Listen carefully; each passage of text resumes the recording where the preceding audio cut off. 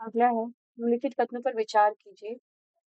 हाल ही में ढाका में पहला बिम्स्टेक पारंपरिक संगीत महोत्सव आयोजित किया गया था। उपयुक्त महोत्सव में सभी 7 बिम्स्टेक देशों की विशिष्ट संगीत परंपराओं का उत्सव मनाया गया। तो इसका आंसर है सी, केवल 2।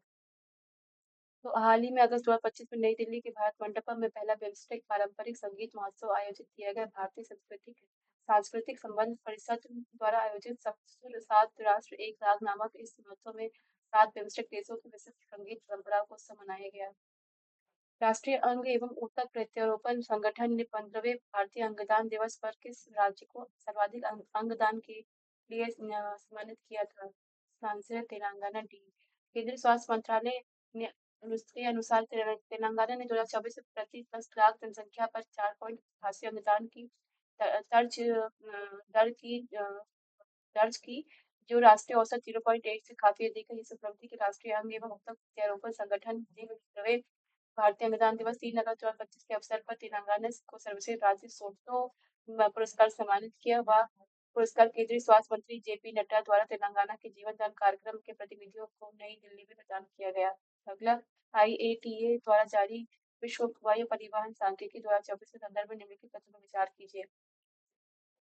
तो इसके अनुसार भारत विश्व का तीसरा सबसे बड़ा विमानन बाजार बनकर उभरा है। संयुक्त राज्य अमेरिका वर्ष 2024 में विश्व का सबसे बड़ा विमानन बाजार रहा है। इसका आंसर है केवल 2, यानी कि संयुक्त राज्य अमेरिका वर्ष 2024 में विश्व का सबसे बड़ा विमानन बाजार रहा है। हाल ही में अंतर्राष्ट्रीय वायु परिवहन संघ ने वर्ष 2024 के लिए विश्व वायु परिवहन सांख्यिकी का नवीनतम संस्करण जारी किया। इसके अनुसार भारत 21.1 करोड़ यात्रियों को संभालते हुए दुनिया का 5वां सबसे बड़ा विमानन बाजार बनकर उभरा है, जबकि मुंबई दिल्ली 2024 में सबसे व्यस्त हवाई अड्डा जोड़ियों में से एक था। भारत में पिछले वर्ष 21.1 करोड़ हवाई यात्री आए, जो 2023 की तुलना में 11.1% की वृद्धि है, जो जापान में से आगे, जिसने 18.6% की वार्षिक वृद्धि के साथ 20.5 करोड़ यात्रियों को संभाला। अमेरिका वर्ष 2024 में 87.6 करोड़ यात्रियों के साथ दुनिया का सबसे बड़ा विमानन बाजार बन रहा। चीन 74.1 करोड़ यात्रियों के साथ दूसरा सबसे बड़ा यात्री बाजार रहा। सत्यपाल मलिक के संदर्भ में निम्नलिखित कथनों पर विचार कीजिए। वे वर्ष 2019 में अनुच्छेद 370 के हटाए जाने के दौरान भारत के उपराष्ट्रपति थे। उन्होंने गोवा और मेघालय के राज्यपाल के रूप में कार्य किया। इसका आंसर सी, केवल 2। उन्होंने गोवा और मेघालय के राज्यपाल के रूप में काम किया। हाल ही में अगस्त 2025 जम्मू कश्मीर के पूर्व राज्यपाल सत्यपाल मलिक का निधन 79 वर्ष की आयु में निधन हो गया। लंबी बीमारी की वजह से वे एक अनुभवी राजनीतिज्ञ थे और जम्मू कश्मीर के इतिहास के सबसे महत्वपूर्ण चरणों में से एक 2019 के अनुच्छेद 370 हटाए जाने के दौरान उन्होंने अहम भूमिका निभाई थी। उन्होंने गोवा और मेघालय के राज्यपाल के रूप में भी कार्य किया। मलिक ने 2 बार राज्यसभा में सेवा दी, पहली बार 1980 और दूसरी में 1989 में, जब वे कांग्रेस पार्टी में सांसद थे। हाल ही में अगस्त 2025 किस देश ने आधिकारिक रूप से मध्यम दूरी की परमाणु संधि के प्रश्न को अलग करने की घोषणा की थी? इसका आंसर है बी, रूस। रूस हाल ही में अगस्त 2025 रूस ने आधिकारिक तौर पर घोषणा की कि वह मतलब खुद को मध्यम दूरी के परमाणु शक्ति संधि से बंधा हुआ नहीं मानता। 1987 का ख्याल नियंत्रण समझौते में 500 से 5,500 किलोमीटर की मारक क्षमता वाली जमीन से दागी जाने वाली मिसाइलों पर प्रतिबंध लगा दिया था। अगला, भारत इलेक्ट्रिक मोबिलिटी इंडेक्स के संदर्भ में निम्नलिखित पर विचार कीजिए। इसे हाल ही में नीति आयोग द्वारा लॉन्च किया गया था। यह राज्यों और केंद्र शासित प्रदेशों की इलेक्ट्रिक मोबिलिटी प्रगति को ट्रैक और बेंचमार्क करने वाला पहला उपकरण है। तो इसका आंसर है डी, यानी कि 1 और 2 दोनों सही है। हाल ही में अगस्त 2025 नीति आयोग ने Bharat electric mobility index launch किया, जो अपनी तरह का पहला उपकरण है जिसे राज्यों और केंद्र शासित प्रदेशों ने अपनी इलेक्ट्रिक मोबिलिटी लक्ष्यों को प्राप्त करने में प्रगति को व्यापक रूप से ट्रैक और बेंचमार्क करने के लिए तैयार किया था। हाल ही में प्रधानमंत्री नरेंद्र मोदी प्रधानमंत्री ने नई दिल्ली के कर्तव्य पथ नवनिर्मित कर्तव्य भवन 03 का उद्घाटन किया। इसके संदर्भ में निम्नलिखित तथ्य है। यह भवन सेंट्रल विस्तार परियोजना के तहत बनने वाला 10 कॉमन सेंट्रल सेक्रेटेरिएट भवनों में से पहला है। इसमें 2 बेसमेंट और होटल सहित 7 मंजिलें हैं। आंसर है सी, 1 और 2 दोनों। प्रधानमंत्री नरेंद्र मोदी ने नई दिल्ली कर्तव्य पथ पर नवनिर्मित कर्तव्य भवन 0.03 का उद्घाटन किया। यह भवन 1.55 लाख वर्ग किलोमीटर क्षेत्र में फैला हुआ है और इसमें कुल 850 कार्यालय कक्ष है, जिसमें बेसमेंट और भूतल सहित 7 मंजिलें हैं। यह भवन सेंट्रल विस्टा परियोजना के तहत बनने और 10 कॉमन सेंट्रल सेक्रेटेरिएट भवनों में से पहला है। शेष भवनों का निर्माण कार्य 31 दिसंबर 2025 में पूरा किया जाएगा। इसका उद्देश्य प्रशासनिक प्रक्रियाओं का अधिक प्रभावी बनाना, पंचायतों के बीच समन्वय बढ़ाना तथा नीति क्रियान्वयन को तेज करना है। वर्तमान में कई प्रमुख मंत्रालयों से 50 से 70 के दशक के बीच निर्मित पुराने भवनों और जैसे कि शास्त्री भवन, कृषि भवन, उद्योग भवन और निर्माण भवन संचालित हो रहे हैं। हाल ही में किस देश की अंतरिक्ष एजेंसी ने होप मिशन शुरू किया था? तो इसका आंसर है बी, भारत। इसरो ने 1 अगस्त 2025 को लद्दाख में 10 दिवसीय उच्च ऊंचाई वाले आइसोलेशन प्रयोग का शुभारंभ किया। 14,000 फीट की ऊंचाई पर इस मिशन चंद्रमा या मंगल ग्रह पर लंबी अवधि के अंतरिक्ष अभियानों में अंतरिक्ष यात्रियों के सामने आने वाली चरम स्थितियों के अनुकरण करता है। लद्दाख के कर के पास स्थित हिमालयन आउटपोस्ट और प्लानिटरी एक्सप्लोरेशन होप मिशन को इसरो ने गगनयान के लिए अंतरिक्ष यात्रियों के जीवन का अभ्यास करने हेतु शुरू किया। इसे बेंगलुरु स्थित स्पेस ट्रैकोलॉजी फर्म प्रोटो प्लानिट ने बनाया। इसका उद्घाटन इसरो अध्यक्ष वी नारायण ने मिशन शुरू होने से एक दिन पहले किया। इंडो बर्मा रामसार क्षेत्रीय पहल के संदर्भ में निम्नलिखित तत्व विचार के करें। यह एक सहयोगात्मक प्रयास है जिसका उद्देश्य इंडो बर्मा क्षेत्र में आर्द्र भूमियों का संरक्षण और पुनर्स्थापन करना है। इसे वर्ष 2016 में रामसर सम्मेलन की 52वीं स्थायी समिति SC52 द्वारा अनुमोदित किया जाएगा। इसका आंसर है बी, यानी कि 1 और 2 दोनों ही सही है। तो इसका एक्सप्लोरेशन है। हाल ही इंडो बर्मा रामसर क्षेत्रीय पहल हाल ही में विक्टोरिया फॉल्स जिम्बाब्वे में संपन्न हुए रामसर COP15 सम्मेलन में साइट इवेंट के दौरान इंडो बर्मा रामसर क्षेत्रीय पहल की प्रगति को प्रदर्शित किया गया। इस अवसर पर IBRRI ने आधिकारिक रूप से अपनी रणनीतिक योजना 2025-2030 की शुरुआत की, जो सदस्य देशों में आर्द्र भूमियों के क्षरण को रोकने और पुनर्स्थापित करने के लिए सीमा पार रूपरेखा प्रदान करती है। IBRRI एक सहयोगात्मक प्रयास है जिसका उद्देश्य इंडो बर्मा क्षेत्र में आर्द्र भूमियों का संरक्षण और पुनर्स्थापन करना है। यह पहल Cambodia, Laos, PDR, Myanmar, Thailand और वियतनाम के रामसर राष्ट्रीय फोकस पॉइंट्स और अंतर्राष्ट्रीय प्रकृति संरक्षण संघ एशिया क्षेत्रीय कार्यालय के सहयोग से संयुक्त रूप से विकसित की गई है। इसे जून 2016 में रामसर सम्मेलन की 52वीं स्थायी समिति SC52 द्वारा अनुमोदित किया गया है। अगला ICRISAT के संदर्भ में निम्नलिखित तत्व पर विचार कीजिए। यह एक अंतर्राष्ट्रीय संगठन है जो अर्ध शुष्क उष्णकटिबंधीय क्षेत्रों में कृषि अनुसंधान करता है। यह मुख्यालय इसका यह का मुख्यालय हैदराबाद, भारत में स्थित है। इसका आंसर है ए, 1 और 2 दोनों सही है। ICRISAT की AI सक्षम जलवायु सलाह सेवा अर्ध शुष्क उष्णकटिबंधीय क्षेत्रों के लिए अंतर्राष्ट्रीय फसल अनुसंधान संस्थान ने भारतीय कृषि अनुसंधान परिषद और अन्य सहयोगियों के साथ मिलकर एक नई AI संचालित जलवायु परामर्श सेवा शुरू की। हैदराबाद में एक कार्यशाला में शुरू की गई इस पहल का उद्देश्य छोटे किसानों को व्यक्तिगत वास्तविक समय की जलवायु संबंधित जानकारी प्रदान करके उन्हें सशक्त बनाना है। परियोजना का नाम जलवायु कृषि के लिए बड़े पैमाने पर संदर्भ विशिष्ट एग्रोमेड सलाह सेवाओं हेतु AI सक्षम प्रणाली, जिसे भारत सरकार के मानसून मिशन 3 के तहत समर्थन मिला है। इस परियोजना कृत्रिम बुद्धिमत्ता और मशीन लर्निंग तकनीकों का उपयोग कर मशीनों को अत्यंत स्थानीय और उपयोगी मौसम संबंधी जानकारी प्रदान करेगा। यह परियोजना सबसे पहले महाराष्ट्र में ICAR की कृषि मौसम विज्ञान क्षेत्र इकाइयों के माध्यम से छोटे किसानों तक पहुंचने के लिए लागू की जाएगी। ICRISAT एक अंतर्राष्ट्रीय संगठन है जो अर्ध शुष्क उष्णकटिबंधीय क्षेत्रों में कृषि अनुसंधान करता है। इसका मुख्य उद्देश्य इन क्षेत्रों में गरीबी, भुखमरी और पर्यावरण की गिरावट को कम करना है।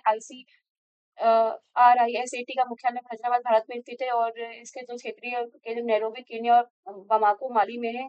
ICRISAT की स्थापना वर्ष 1972 में हुई थी। यह CGIAR का एक हिस्सा है। Consultative group of international agriculture research. अगला, the conscious network chronicle of resistance to a dictatorship पुस्तक किसने लिखी है? इसका आंसर है D, Sugata Srinivas Raju. The conscious network chronicle of resistance to a dictatorship भारतीय पत्रकार और लेखक सुगाटा श्रीनिवास राजू की नवीनतम पुस्तक है। 1975-77 के आपातकाल के दौरान अमेरिका में रहने वाले भारतीय प्रवासियों द्वारा किए गए प्रतिरोध की कहानी का दस्तावेज करती है। इंडसइंड बैंक के राजीव आनंद को अपना नया प्रबंध निदेशक और मुख्य कार्यकारी अधिकारी नियुक्त करने की घोषणा की है। कृषि एवं पर्यटन मंत्री गजेंद्र सिंह शेखावत ने नई दिल्ली में ललित कला अकादमी द्वारा आयोजित 64वीं राष्ट्रीय कला प्रदर्शनी का उद्घाटन किया। अगस्त 2024 अखिल भारतीय फुटबॉल महासंघ और फीफा ने कहा पर लड़कियों के लिए देश की पहली फीफा टैलेंट अकादमी शुरू करने के लिए हाथ मिलाया। तो हैदराबाद हाल ही में अगस्त 2024 में अखिल भारतीय फुटबॉल महासंघ AIFF और फीफा ने हैदराबाद तेलंगाना में लड़कियों के लिए देश की पहली फीफा टैलेंट अकादमी शुरू करने के लिए हाथ मिलाया। हाल ही में किसी संस्थान ने औपचारिक रूप से भारत का पहला AI संचालित लर्निंग एप्लीकेशन टूटोज नाम से शुरू किया, जो JEE, NEET और CAT जैसे प्रतियोगी परीक्षाओं की भी तैयारी करने के छात्रों के लिए है। तो आंसर है इसकी IIT पलक्कड़। केरल में IIT पलक्कड़ ने औपचारिक रूप से भारत का पहला AI संचालित लर्निंग एप्लीकेशन टूटोज नाम से शुरू किया था, जो JEE, NET, CET जैसे प्रतियोगी परीक्षाओं की तैयारी करने वाले छात्रों के लिए है। एजबेस्टन बर्मिंघम में आयोजित वर्ल्ड चैंपियनशिप ऑफ लीजेंड्स 2025 दोनों संस्करण के फाइनल मुकाबले में साउथ अफ्रीका चैंपियंस ने पाकिस्तानी चैंपियंस को 9 विकेट से हराकर खिताब अपने नाम कर लिया। हाल ही में नीति आयोग द्वारा जारी भारत इलेक्ट्रिक मोबिलिटी इंडेक्स ने निम्नलिखित में से कितने राज्यों को अग्रणी श्रेणी में रखा है? तो इसका आंसर है डी, यानी कि केवल एक।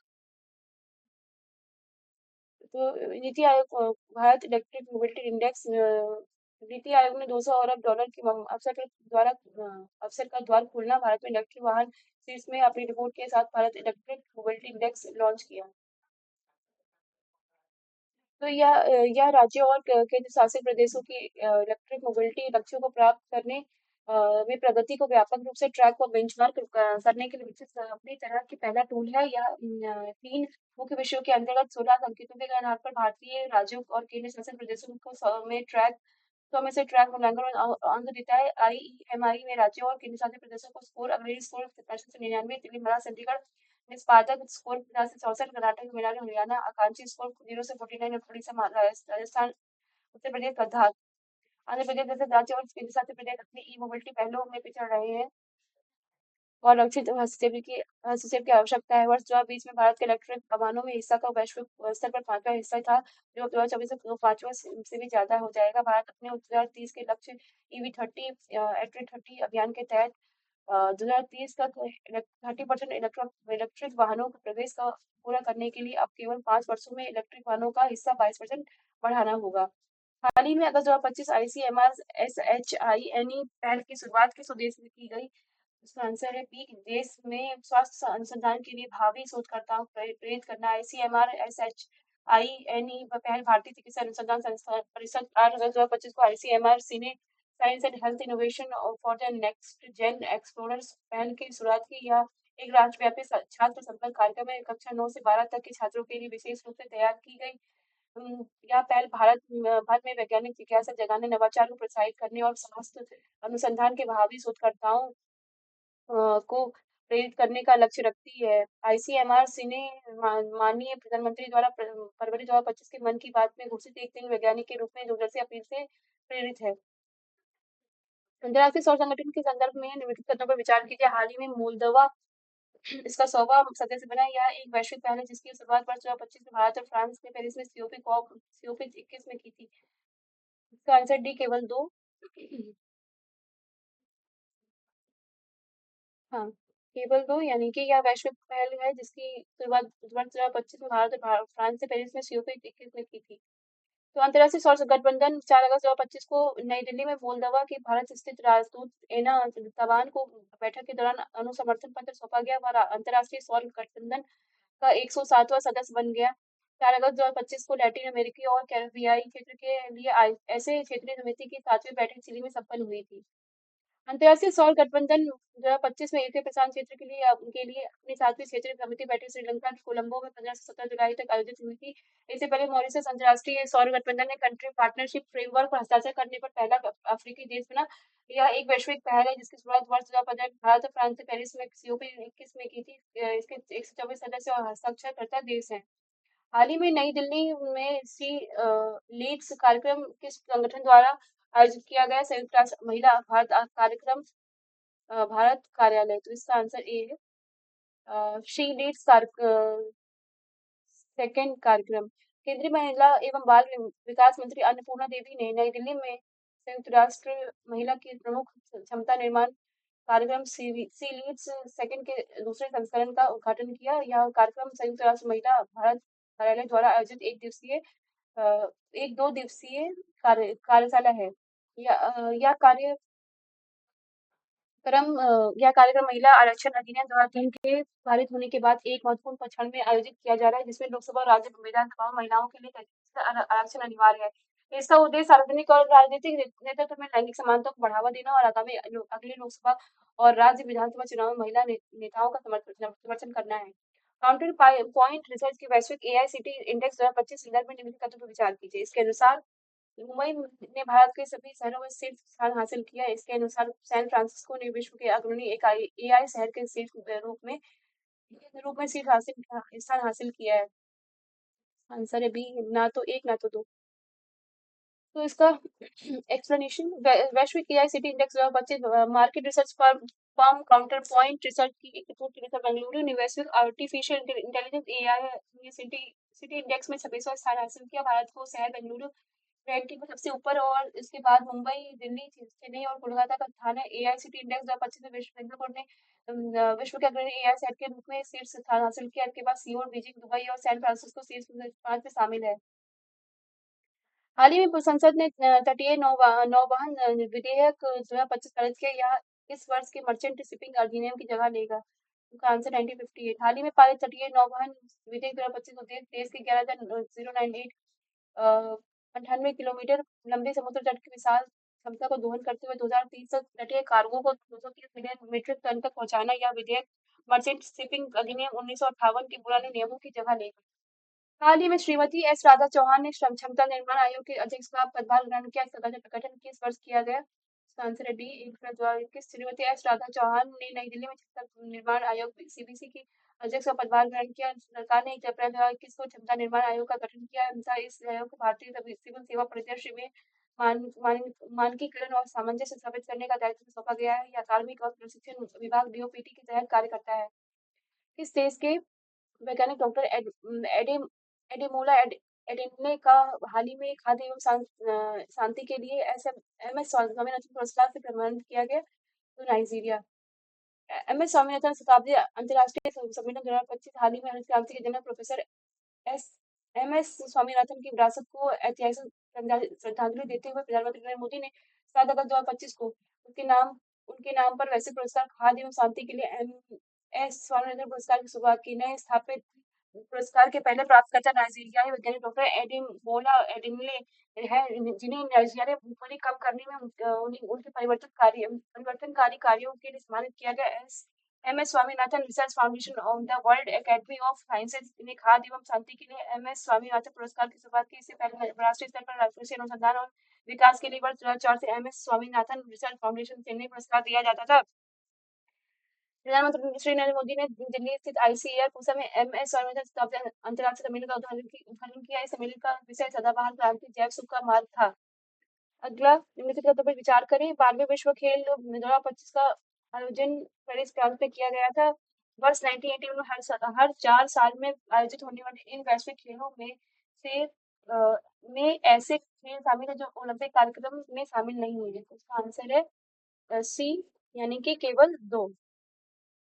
12वें विश्व खेल 2025 17 सदस्य भारतीय दल 7 अगस्त 2025 में चीन के चेंगडू में शुरू हो रहे विश्व खेल 2025 भाग लेने के लिए तैयार है। वर्ष 1981 में हर 4 साल में आयोजित होने वाले इन विश्व खेलों में से में ऐसे खेल शामिल है जो ओलंपिक कार्यक्रम में शामिल नहीं है। भारत वर्ष 1981 में उद्घाटन संस्करण में से ही विश्व खेलों में भाग ले रहा है और अब तक 1 स्वर्ण, 1 रजत और 3 कांस्य सहित कुल 5 पदक जीता जा चुका है। भारत का एकमात्र स्वर्ण पदक वर्ष 2013 में मिला था, जब आदित्य मेहता ने वेलियर में जीत हासिल की थी। भारतीय बैडमिंटन दिग्गज प्रकाश पादुकोण ने 1980 में सांता क्लारा में आयोजित प्रथम विश्व खेलों में पुरुष एकल में कांस्य पदक जीता था। अगला 44 निम्नलिखित तथ्यों पर विचार कीजिए। शंघाई सहयोग संगठन 25वें शिखर सम्मेलन को आयोजित तिनयानजिन चीन में किया गया था। भारत ने कोलंबिया में 38वें बोगोटा अंतर्राष्ट्रीय पुस्तक मेले 2026 में विशिष्ट अतिथि के रूप में भाग लिया था। इसका आंसर है एक और दो दोनों। शंघाई सहयोग सहयोग संगठन का 25वां शिखर सम्मेलन 31 से 1 सितंबर 2025 का तियानजिन चीन में आयोजित किया था। भारत कोलंबिया 38वें बोगोटा अंतर्राष्ट्रीय पुस्तक मेले 2026 में विशिष्ट अतिथि देश के रूप में भाग लेता है। 1988 से कोलंबियाई बुक चैम्बर ऑफ कॉन्फेरियास बोगोटा अंतर्राष्ट्रीय पुस्तक मेले का आयोजन करते आ रहे हैं। हाल ही में भारतीय रेलवे ने एशिया की सबसे लंबी मालगाड़ी रुद्रष्ट्र का सफलतापूर्वक ट्रायल रन किया। तो 4.5 किलोमीटर। भारतीय रेलवे ने एशिया की सबसे बड़ी 0.5 किलोमीटर लंबी मालगाड़ी रुद्रष्ट्र 354 वैगन और 7 इंजन का सफलतापूर्वक ट्रायल रन किया। यह ट्रायल रन उत्तर प्रदेश के चंदौली स्थित गंज ख्वाजा रेलवे स्टेशन के झारखंड के गढ़वा तक 40.50 किलोमीटर प्रति आवर की किलोमीटर प्रति घंटे की औसत गति से 5 घंटे 10 मिनट में 209 किलोमीटर की दूरी तय करके किया गया। अगला ई ई साक्षी पोर्टल के संदर्भ में निम्नलिखित का विचार करें। उत्तर बी। इसका जो है ये पहला यह भारत का हाँ, यह भारत सरकार के सांख्यिकी और कार्यक्रम कार्यान्वयन मंत्रालय द्वारा वर्ष 2003 में शुरू किया गया था। एक डिजिटल मंच है। यह सांसद स्थानीय क्षेत्र विकास योजना के प्रबंधन को डिजिटल और पारदर्शी बनाने के लिए विकसित किया गया है। तो इसका आंसर है बी, ई साक्षी पोर्टल का एक और दो दोनों। ठीक है। हाल ही में सांख्यिकी एवं कार्यक्रम कार्यान्वयन मंत्रालय ने ई साक्षी पोर्टल को अपनाने और उसके प्रभाव में उल्लेखनीय प्रगति की घोषणा की है। यह एक अभूतपूर्व डिजिटल प्लेटफॉर्म है जिसे सांसद स्थानीय क्षेत्र विकास योजना निधि प्रबंधन प्रक्रिया को पूरी तरह से बदल दिया है। सांख्यिकी एवं कार्यक्रम कार्यान्वयन मंत्रालय ने एमपीएलएडीएस योजना के अंतर्गत नियम संशोधन निधि प्रवाह प्रक्रियाओं के कार्यान्वयन हेतु 1 अप्रैल 2023 से भारतीय स्टेट बैंक के सहयोग से ई साक्षी पोर्टल लॉन्च किया था। यह पोर्टल राजस्व की सिफारिशों, जिला प्राधिकरणों की मंजूरी और कार्यान्वयन एजेंसियों द्वारा परियोजना निष्पादन का एकीकृत करता है। भारत रत्न श्री अटल बिहारी वाजपेयी चिवनिंग उत्तर प्रदेश की राज्य सरकार छात्रवृत्ति योजना के संदर्भ में निम्नलिखित कथनों पर विचार कीजिए। केवल एक।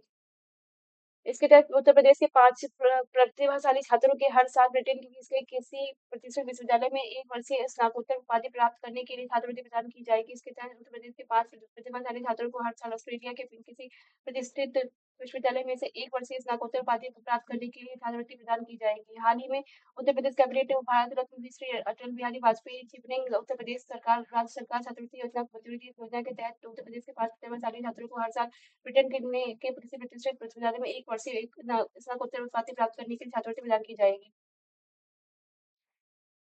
निम्नलिखित में से कौन सा भारत का पहला राज्य है जिसने किशोर न्याय अधिनियम 2015 के तहत सांकेतिक भाषा दुभाषियों, अनुवादकों और विशेष शिक्षकों को पैनल में शामिल किया है? इसका आंसर है बी, यानी कि पंजाब। पंजाब भारत का पहला राज्य बन गया जिसने किशोर न्याय अधिनियम 2015 के तहत सांकेतिक भाषा दुभाषियों, अनुवादकों और विशेष शिक्षकों को पैनल में शामिल किया ताकि श्रवण और वाक विकलांग बच्चों के लिए सुलभ और संवेदनशील न्याय सुनिश्चित किया जा सके। भारत छत्तीसगढ़ के महासमुंद जिले के निकेल, तांबा और प्लेटिनम समूह तत्व NiCuPGE का एक महत्वपूर्ण भंडार खोजा गया है। निम्नलिखित कथनों पर विचार कीजिए। राष्ट्रीय हथकरघा दिवस प्रतिवर्ष 7 अगस्त को मनाया जाता है। राष्ट्रीय हथकरघा दिवस वर्ष 1905 के स्वदेशी आंदोलन की ऐतिहासिक शुरुआत का प्रतीक है। इसका आंसर ए, दोनों ही सही है। राष्ट्रीय हथकरघा दिवस 7 अगस्त को मनाया जाता है। यह दिवस 1905 में स्वदेशी आंदोलन की ऐतिहासिक शुरुआत का प्रतीक है। इस वर्ष राष्ट्रीय हथकरघा दिवस 2025 और महिला सशक्तिकरण राष्ट्र सशक्तिकरण थीम के साथ मनाया जा रहा है। राष्ट्रीय हथकरघा दिवस 7 अगस्त को इसलिए चुना गया क्योंकि इसी दिन 1905 में कोलकाता के टाउन हॉल में स्वदेशी आंदोलन की औपचारिक शुरुआत हुई थी। निम्नलिखित में से किस राज्य ने 2024-25 में सबसे अधिक मिलेट उत्पादन किया था? तो इसका आंसर है डी, राजस्थान। भारत में 2024-25 में मिलेट श्री अन्न का उत्पादन जुलाई 2025 तक भारत ने 2024-25 में कुल 180.15 लाख टन मोटे अनाज का उत्पादन हासिल कर लिया है, जो पिछले वर्ष की तुलना में 4.43 लाख टन अधिक है। राजस्थान ने 2024-25 में सबसे अधिक मिलेट उत्पादन किया है। इसके बाद महाराष्ट्र दूसरे और कर्नाटक तीसरे स्थान पर आए। श्री अन्न के नाम से प्रसिद्ध मोटा अनाज छोटे दानों वाले अनाजों का एक समूह है जो अपने असाधारण पोषण और अनुकूलनशीलता के लिए जाना जाता है। वह भारत वर्तमान में विश्व में मिलेट श्री अन्न का सबसे बड़ा उत्पादक है जो वैश्विक उत्पादन 38.4% का योगदान देता है। अगला स्लीपिंग सीक्वेंस के संदर्भ में निम्नलिखित तथ्यों पर विचार कीजिए। हाल ही में WHO ने केन्या को इस रोग को एक सार्वजनिक स्वास्थ्य चुनौती के रूप में समाप्त करने के लिए प्रमाणित किया है। यह रोग संक्रमित तसे मक्खियों द्वारा संचारित प्रोटोजोआ परजीवी होता है। तो इसका आंसर है ए, यानी कि दोनों ही सही है। एक्सप्लेनेशन स्लीपिंग सिकनेस विश्व स्वास्थ्य संगठन ने कीनिया को मानव विकी ट्रिपैनोसोमियासिस स्लीपिंग सिकनेस का एक सार्वजनिक स्वास्थ्य चुनौती के रूप में समाप्त करने के लिए प्रमाणित किया। केन्या इस महत्वपूर्ण उपलब्धि तक पहुंचने वाला 10वां देश बन गया है। यह केन्या में समाप्त होने वाला दूसरा उपेक्षित उष्णकटिबंधीय रोग है। इससे पहले 2018 में की गिनी कृमि रोग मुक्त प्रमाणित किया गया था। यह रोग संक्रमित से मक्खियों द्वारा संचालित प्रोटोजोआ परजीवियों के कारण होता है। इसके लक्षण में बुखार, सिर दर्द, जोड़ों में दर्द और उन्नत अवस्था में भ्रम, नींद खनन और व्यवहार में बदलाव जैसे तंत्रिका संबंधी लक्षण शामिल हैं। अगला, अगस्त 2025 में भारतीय नौसेना का जहाज संध्यांक किस देश के राष्ट्रीय दिवस के अवसर पर 3 दिवसीय यात्रा पर चांगी नौसेना बेस पहुंचा था? तो सिंगापुर। भारतीय नौसेना का जहाज संध्यांग सिंगापुर के राष्ट्रीय दिवस 9 अगस्त 2025 के महत्वपूर्ण अवसर पर 3 दिवसीय यात्रा पर सिंगापुर के चांगी नौसेना बेस पहुंचा। यह अत्याधुनिक जल सर्वेक्षण क्षमता वाला पहला स्वदेशी सर्वेक्षण का बड़ा एसवीएल पोत है।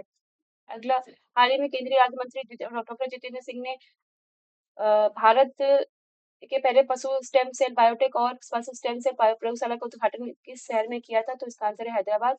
हाल ही में अगस्त 2025 केंद्रीय राज्य मंत्री डॉक्टर जितेंद्र सिंह ने हैदराबाद स्थित राष्ट्रीय पशु जैव प्रौद्योगिकी संस्थान में भारत में अपनी तरह के पहले अत्याधुनिक पशु स्टेम सेल बायो बैंक और पशु स्टेम सेल प्रयोगशाला का उद्घाटन किया था।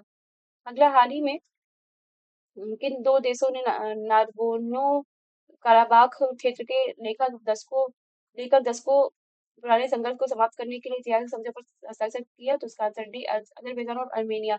हाल ही में अगस्त 2025 में अजरबैजान और अर्मेनिया के ने दशकों पुराने संघर्ष को समाप्त करने के लिए ऐतिहासिक समझौते पर हस्ताक्षर किए। इस समझौते के तहत अमेरिका एक प्रमुख पारगमन गलियारों के निर्माण में मदद करेगा, जिसे अंतर्राष्ट्रीय शांति और समृद्धि के ट्रम्प मार्ग नाम दिया जाएगा।